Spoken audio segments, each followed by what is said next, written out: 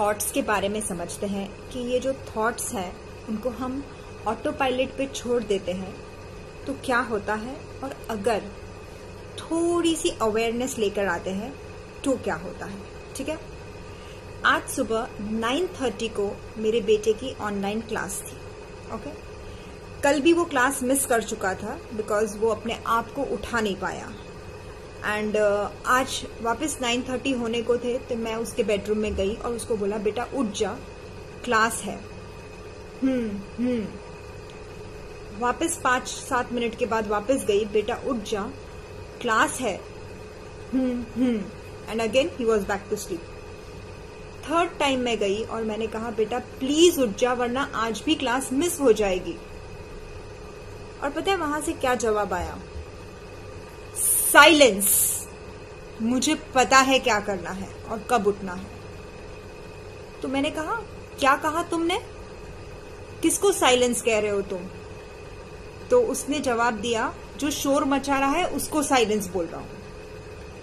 अभी इसका ये जो रूड कमेंट था, ओके कमेंट था, लेकिन मेरे ब्रेन ने उसको वेरी मच रूड तरीका वैसा उसको लेबल कर दिया। और मैंने देखा कि मुझे ना गुस्सा आ रहा था और मेरी आंखें ऐसे बड़ी हो गई और मुझे ना थॉट्स आना शुरू हो गए कि जैसे कितना बदतमीज है ये, देखो मतलब उसको मैनर्स ही नहीं है, अगर तुम उसको उठाने जाते हो तो ऐसे बैक आंसर करता है, ये वो। ये थॉट्स जस्ट क्रीप इन हो रहे थे।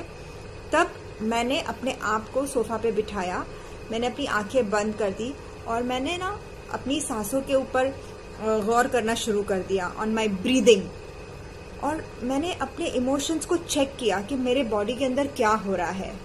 मुझे इंसल्टेड फील हो रहा था अंदर से, मुझे रिजेक्टेड फील हो रहा था, मुझे हर्ट फीलिंग थी, मुझे ना अंदर पूरी मतलब गर्माहट हो रही थी यहाँ सर में, और गुस्सा आ रहा था मुझे। मैंने वो सब चीजों को देखा कि वो सब इमोशंस आ रहे हैं मेरे अंदर।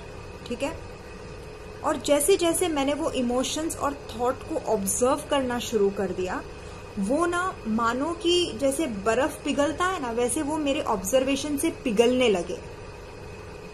एंड थॉट आया, लेकिन वो थॉट को मैंने फ्यूज नहीं होने दिया, उसको लूप के अंदर जाने का मौका नहीं दिया, क्योंकि मैंने उसको देखना शुरू कर दिया कि ओके, मेरे बेटे ने कहा, क्या कहा है? साइलेंस। अभी मेरा माइंड जो है वो मीनिंग बनाने लगेगा, ये ऐसा ही है, पहले भी उसने मुझे रूड जवाब दिया था, अभी उसका क्या होगा, अभी वो खुद को उठा भी नहीं पा रहा है सुबह, इसका फ्यूचर क्या होगा, ये ऐसा ही है। And you know all this things loop loop loop loop करते करते करते करते मेरा माइंड जो है वो डिस्टर्ब हो जाता और मैं अनकंफर्टेबल रहती। बट जैसे मैंने उसको ऑब्जर्व किया, वो रुक गया और माइंड ने कहा, क्या हुआ? सिर्फ एक ही चीज बोली है उसने, साइलेंस।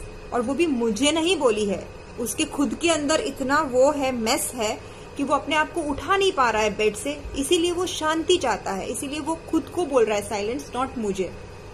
और जैसे मैंने ये रियलाइज कर दिया, everything was so peaceful for me, okay, मेरे लिए। वरना क्या होता था कि मैं वो लूप में चली जाती और लूप में जाते जाते वही emotions, thoughts, feelings, hurt feeling, फिर मैं उसको यूं देखती, वो मुझे यूं देखता, बट ऐसा कुछ भी नहीं हुआ। एवरीथिंग डिसॉल्व्ड, उसने अपने टाइम पर उठ गया, उसने क्लास भी अटेंड कर ली, सब कुछ हो गया। So the thing why I am sharing this with you is कि इसको ना ऑब्जर्व करो कि क्या थॉट आ रहा है, और वो थॉट आएगा और चला जाएगा।